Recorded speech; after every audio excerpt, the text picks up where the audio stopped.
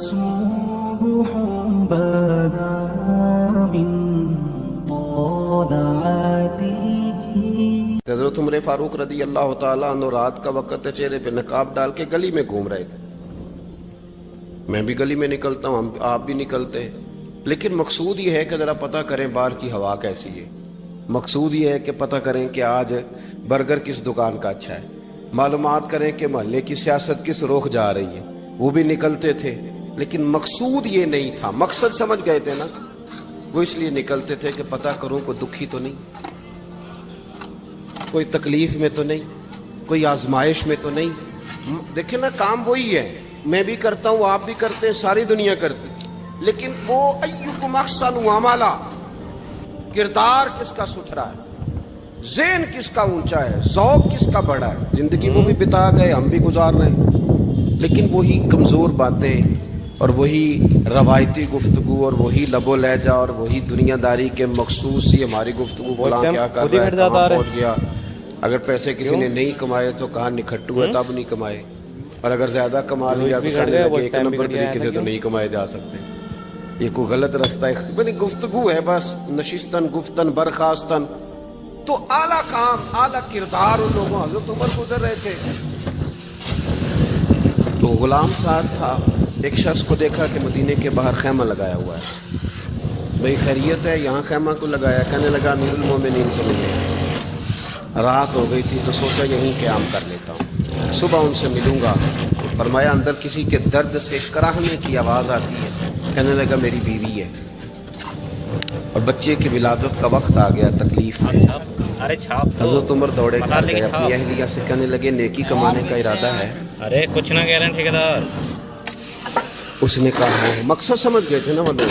بالکل ہے. فرمایا جو ضرورت کی چیزیں ولادت کے وقت ہوتی ہیں لے لیں. کچھ گھی لے لیا، کچھ چنے لے لیے، کچھ ضرورت کی چیزیں لے لی، خاتون کو ساتھ لیا. یہ خاتون اول کی بات کر رہا ہوں میں خاتون اول کی بات کر رہا ہوں. حضرت فاروق اعظم رضی اللہ تعالیٰ عنہ امیر المومنین ہے. حضرت عمر نے اپنی اہلیہ کو ساتھ لیا. جہاں وہ شخص تھا وہاں آئے. اہلیہ نے حضرت عمر کے ذمہ کام لگایا، آگ جلا لیں، یہ تیل لے لیں، فلاں فلاں چیز گھی میں ڈال لیں، بنانی شروع کر دیں. فاروق اعظم نے ہاتھ کے اندر پکڑا ہوا برتن، چمچہ، ڈوئی بھی آتی پنجابی ہے نا، تو وہ کام کر رہے ہیں، چلا رہے ہیں، آگ جلا رہے ہیں. خاتون اندر ڈیوٹی کر رہی. تو وہ شخص جو تھا نا جس کی بیوی تھی، وہ کہتا میں 2-3 دفعہ کا غلام ادھر آ فلانی چیز بتا. میرے دل میں یہ تھا کہ میرے المومنین نے بندہ کھڑا کیا آنے جانے والے مسافروں کا خیال ہے. میرے سے 2-4 دفعہ میں نے اپنے لفظوں میں بات بھی کہہ دی، لیکن جب اندر میرے بچے کی ولادت ہوئی تو اندر سے میری بیوی بولی اور حضرت عمر کی اہلیہ بولی اور بول کے کہنے لگی امیر المومنین مبارک ہو، آپ کے دوست کو رب نے بیٹا دیا ہے. وہ شخص کہتا ہے میں باہر کھڑا تھا، وجود تڑپ گیا، آنکھیں برس پڑی، کبھی نہیں رویا تھا پر کیفیت عجیب بن. کوئی تقریر نہیں سنائی، کوئی اعلیٰ شعر نہیں انہوں نے پڑھا. میں نے جو لے کر ان کے سر سے پاؤں تک دیکھا. میں نے کہا یہ وہی شخص ہے جس کا نام لے تو کیسے لوگ کس طرح کام جاتے ہیں. یہ وہی شخص ہے. میں نے جمعے میں کہا تھا کہ روب کپڑوں کا نہیں ہوتا، روب تو دیانتداری کا ہوتا ہے. ہاں بڑا مال کما کے لوگوں نے بنائی ہوتی ہے. کار کوٹھی تو بندے کھڑے ہو کے کہہ دیتے ہیں 2 نمبر طریقے سے آئے. اور 13ویں-14ویں گریڈ کا ملازم ہو تو اس کے سامنے بہت بڑا افسر ڈر رہا ہوتا ہے، یار بندہ دیانتدار، یہ رشوت نہیں لیتا، سفارش نہیں مانتا، یہ میرٹ میں کام کرتا ہے. وہ تو آپ کی دیانتداری کا ہے، آپ کی سچائی کا ہے. اپنی زندگی میں جو لوگ مقصد سمجھ گئے، مقاصد پا گئے، کر گئے. ہم ذرا پلٹ گئے. اتنا شاندار مکان بناتے ہیں تو مرنے کو کس کا دل جائے. اتنی محنت کر کے جو ہے وہ کوٹھی بنائی ہے تو اب چھوڑ کے کون جائے. وہ تیار بیٹھے. انہیں نبی کریم نے کہا تھا کن فی الدنیا کانک غریب نوابر السبیل. مسافروں کی طرح. او میرے بھائی، کبھی دیکھا ہے ایئرپورٹ پہ مسافر لڑتا ہو کہ میں نے یہ جگہ خریدنی ہے؟ اسے پتہ ہے کہ ابھی فلائٹ آنی ہے، میں نے بھی چلے. ریلوے اسٹیشن پہ جو جگہ ہوتی ہے وہ خریدنے کے لیے لوگ رٹا نہیں ڈالتے. انہیں پتہ ہے پہلی ٹرین سے چلے جانا ہے، بس اسٹاپ پہ جھگڑے نہیں ہوتے کہ یہ کرسی میری